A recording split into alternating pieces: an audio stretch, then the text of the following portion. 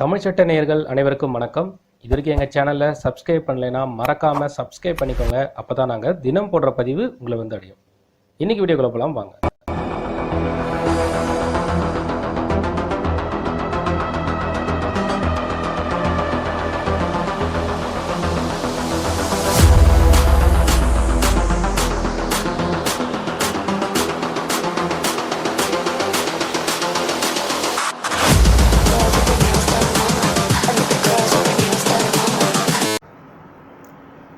ஒரு ஆசிரியர் பணியில் இருக்கக்கூடிய நபர் இடமாற்றத்துக்காக ஒரு மனுவை வந்து ரைஸ் பண்ணுறாங்க.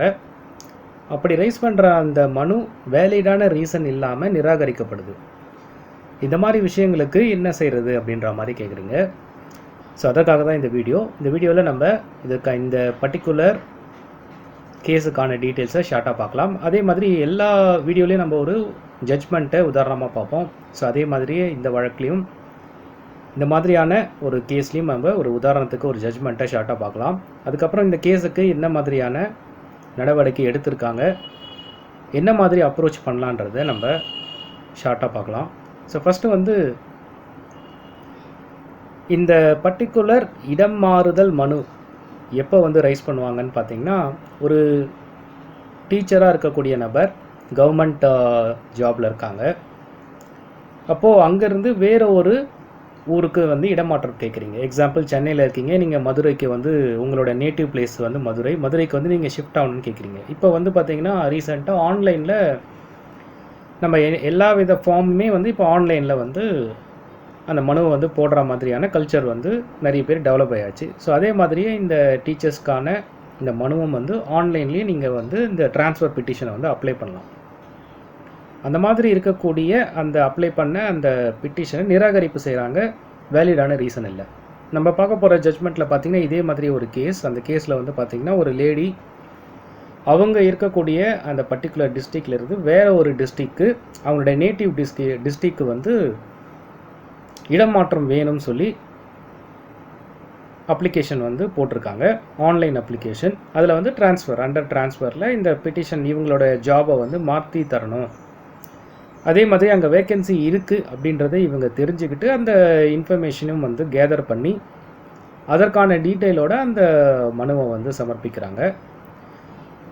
ஜென்ரலாக வந்து இந்த மாதிரி மனு சமர்ப்பிக்கும் போது பார்த்திங்கன்னா அந்த particular district inspector of school, இப்போ இந்த டீச்சர் வந்து ஒரு கவர்மெண்ட் ஸ்கூலில் இருக்கக்கூடிய நபர், அந்த டிஐஓ வந்து அந்த பர்டிகுலர் ஃபார்மை வெரிஃபை பண்ணி அதற்கான நடவடிக்கை எடுப்பாங்க. ஸோ பொதுவாக இந்த ஃபார்ம் வெரிஃபிகேஷன் எப்படி இருக்குன்னு பார்த்தீங்கன்னா, ஒவ்வொரு ஸ்டேட்லேயுமே அந்த ஸ்டேட் கவர்மெண்ட் ஒரு ஸ்ட்ரக்சர் வச்சுருப்பாங்க.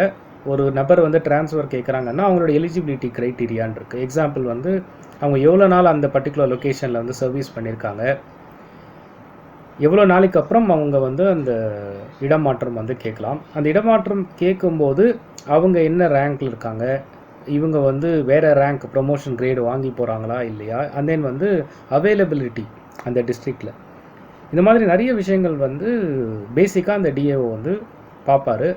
அதை பார்த்துட்டு இவங்களுக்கு எலிஜிபிலிட்டி க்ரைட்டீரியா ப்ளஸ் அவைலபிலிட்டி இருக்குதுன்னு சொன்னால் அதில் வந்து ரிப்ளை பண்ணுவார் எப்போ இந்த மாற்றம் வந்து இருக்கும்னு சொல்லி. பட் இந்த மாதிரி ஒரு ப்ராப்பரான ஒரு ஸ்ட்ரக்சரில் இருக்கும்போது அதற்கான ரீசன் கொடுக்காம இந்த நபர் வந்து இந்த நம்ம கேஸில் பார்க்கக்கூடிய அந்த டிஏஓ ஆஃபீஸர் என்ன பண்ணுறாரு, தற்சமயம் வந்து அவர் ரைஸ் பண்ணக்கூடிய அந்த அதாவது இந்த டீச்சர் இருக்கக்கூடிய அந்த ஸ்கூலோட ஹெட் மாஸ்டர் வந்து ஒரு லாங் லீவில் இருக்கார். அவங்களுக்கு பேக்கப்பாக இருக்கக்கூடிய பர்சன் அவங்களும் வந்து ஒரு பர்டிகுலர் பணியில் இருக்காங்க. இந்த மாதிரி விஷயங்களை காரணமாக காமிச்சு இவங்களுடைய அப்ளிகேஷனை ரிஜெக்ட் பண்ணுறாரு. பிகாஸ் வந்து இது வந்து ஒரு வேலிட் ரீசன் கிடையாது அப்படின்னு சொல்லி இந்த டீச்சர் வந்து ஆர்கியூ பண்ணுறாங்க. பிகாஸ் வந்து அவங்க கேட்டதுக்கும் இவர் கொடுத்துருக்க ரிசல்ட்டுக்கும் வந்து சம்மந்தம் இல்லை அப்படின்ட்டு இந்த பர்சன் வந்து அதை அக்செப்ட் பண்ணாதனால இவங்க வந்து இந்த லோக்கல் ஜுரிடிக்ஷன் கோர்ட்டில் வந்து இந்த வழக்கை வந்து ரைஸ் பண்ணுறாங்க. அப்போ அந்த வழக்கை விசாரித்த ஜுரிடிக்ஷன் நீதிபதி அவர்கள் இந்த டீச்சருக்கு வந்து பெர்மிட் பண்ணுறாங்க. பிகாஸ் வந்து இவங்க தாராளமாக அந்த ட்ரான்ஸ்ஃபர் அப்ளிகேஷனை ப்ராசஸ் பண்ணலாம். பிகாஸ் வந்து அந்த டிஏஓ கொடுத்த ரீசன் வந்து நாட் வேலிட் அப்படின்றத சொல்கிறாங்க. பட் அகெயின் இந்த டிஏஓ வந்து அந்த ப்ராசஸை வந்து தர மறுக்கிறாரு. அவர் வந்து அப்பீல் போகிறாரு, இந்த மாதிரி வந்து நான் கொடுத்துருக்கிறது வந்து சரி அப்படின்னு சொல்லி.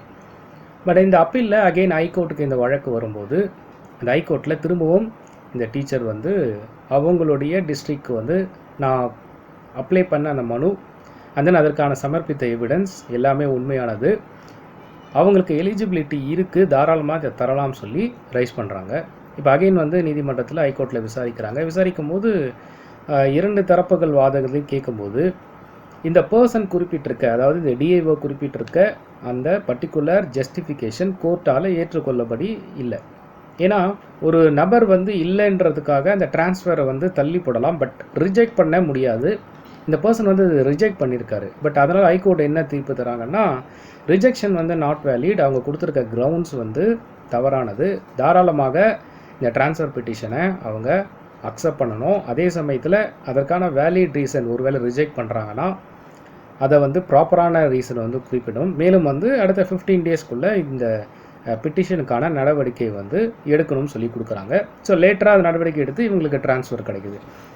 இப்போது இந்த மாதிரி சினாரியோ வந்து நீங்கள் எப்படி அப்ரோச் பண்ணுறதுன்னு கேட்டிங்கன்னா, நீதிமன்றத்துக்கு ட்ரான்ஸ்ஃபர் பெட்டிஷன் ட்ரான்ஸ்ஃபர் வரல, கொண்டு போகலாமான்னு கேட்டிங்கன்னா தாராளமாக கொண்டு போகலாம். நீங்கள் எங்கே வந்து ரைஸ் பண்ணுறீங்களோ அந்த ஜூரிடிக்ஷன் கோர்ட், எய்தர் நீங்கள் வசிக்கக்கூடிய இடம் இல்லை நீங்கள் அந்த ஒர்க் பண்ணுறக்கூடிய அந்த இடம், அந்த இடத்துல இருக்க ஜூரிடிக்ஷன் கோர்ட்டில் நீங்கள் தாராளமாக அந்த பெட்டிஷனை வந்து ஃபைல் பண்ணலாம்.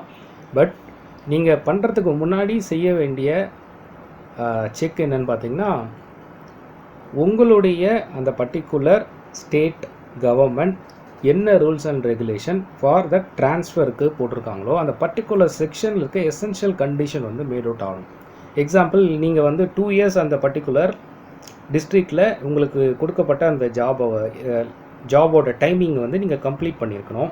அதுக்கு அடுத்தது வந்து நீங்கள் சொல்லக்கூடிய அந்த ரீசன் ஜஸ்டிஃபிகபிள் அவங்க கொடுத்துருக்க எசென்ஷியல் கண்டிஷனில் மேட் அவுட் ஆகணும். அப்படி இல்லை வேறு ஏதாவது ஒரு கண்டிஷன்னா அந்த கண்டிஷன் நீதிமன்றம் அக்செப்ட் பண்ணுற மாதிரி இருக்கணும். பிகாஸ் வந்து எக்ஸப்ஷன் கண்டிஷன். அதுக்கப்புறம் வந்து நீங்கள் போகக்கூடிய அந்த பர்டிகுலர் லொக்கேஷனில் அவங்களுக்கு தற்சமயம் வந்து வேக்கன்சி இருக்கணும். ஸோ இந்த மாதிரி வந்து நிறைய rules and regulations, essential condition, characteristics இதெல்லாம் வந்து அந்த பர்டிகுலர் பைலாவில் வந்து இருக்கும். அப்போ அதை வந்து நீங்கள் வந்து ஃபஸ்ட்டு ப்ரிலிமினரி செக்காக அதை வந்து பண்ணணும். ஒருவேளை அது எல்லாமே உங்களுக்கு சூட்டபுளாக இருக்குது, எலிஜிபிலிட்டி வந்து நீங்கள் கரெக்டாக மீட் அவுட் ஆகிறீங்க, இப்போ வந்து அது வந்து கண்டிப்பாக வந்து நீங்கள் போட்டால் உங்களுக்கு கிடைக்கும், எல்லாமே இருக்குது, எவிடன்ஸோடு இருக்குதுன்னு சொன்னால் நீங்கள் அந்த ஜூரிடிக்ஷன் கோர்ட்டில் ரைஸ் பண்ணலாம். இஃப் அந்த டிஒய் உங்களுக்கு அகெயின்ஸ்டாக வந்து ட்ரான்ஸ்ஃபர் பெட்டிஷன் பாஸ் பண்ண மாட்டேன்றாரு, ரிஜெக்ட் பண்ணுறாங்க, வேலிடிஸ் இல்லை ரொம்ப தாமதமாகுது, இது எந்த ரீசனுக்கு வேணாலும் நீங்கள் வந்து ரெக்வஸ்ட் ரைஸ் பண்ணலாம். பட் தாமதமாகிறதுக்கு வந்து நீங்கள் இன்டர்னலாக உங்களுடைய ஹைரார்கியோட எஸ்கலேஷனை ஃபாலோ பண்ணி அதில் எதுலையுமே முடியலன்னா நீங்கள் கோர்ட்டுக்கு வரலாம். ரிஜெக்ட் பண்ணியிருக்காங்க, திரும்பவும் வந்து அவங்களுடைய ஹைரார்கியை ஃபாலோ பண்ணணும். ஹைரார்கி ஃபாலோ பண்ணி உங்களுக்கு வந்து எந்த ஒரு ஒர்க் அவுட் ஆகலைன்னு சொன்னால் நீங்கள் வந்து அகெயின் நீதிமன்றத்தோட உதவி நாடணும். ஸோ நீதிமன்றத்துக்கு வரலாம் கேட்டால் தாராளமாக வரலாம். அதுக்கு முன்னாடி இந்த விஷயங்களெல்லாம் நீங்கள் ஃபாலோ பண்ணியிருக்கணும். ஏன்னா நீங்கள் ஒரு பெட்டிஷனை ரைஸ் பண்ணும்போது கண்டிப்பாக அந்த சூட்டில் வந்து இது எல்லாமே குறிப்பிடணும். இல்லைன்னா அந்த நீங்கள் ரைஸ் பண்ண அந்த நீதிமன்றமே உங்களுக்கு வந்து கேள்வி கேட்பாங்க, அதில் இருக்கிற சூட்ஸை வந்து நீங்கள் வந்து ஃபில் பண்ணுற மாதிரி ஆகிடும். அதனால் ப்ரிலிமினரி செக்காக இந்த விஷயங்களை பார்த்துட்டு அதுக்கப்புறம் நீங்கள் ரைஸ் பண்ணலாம். நான் கொடுத்துருக்க இன்ஃபர்மேஷன் உங்களுக்கு யூஸ்ஃபுல்லாக இருக்குன்னு நினைக்கிறேன். வேறு எதாவது கமெண்ட் செக்ஷனில் கேளுங்க. அடுத்த வீடியோவில் சந்திப்போம். நன்றி, வணக்கம்.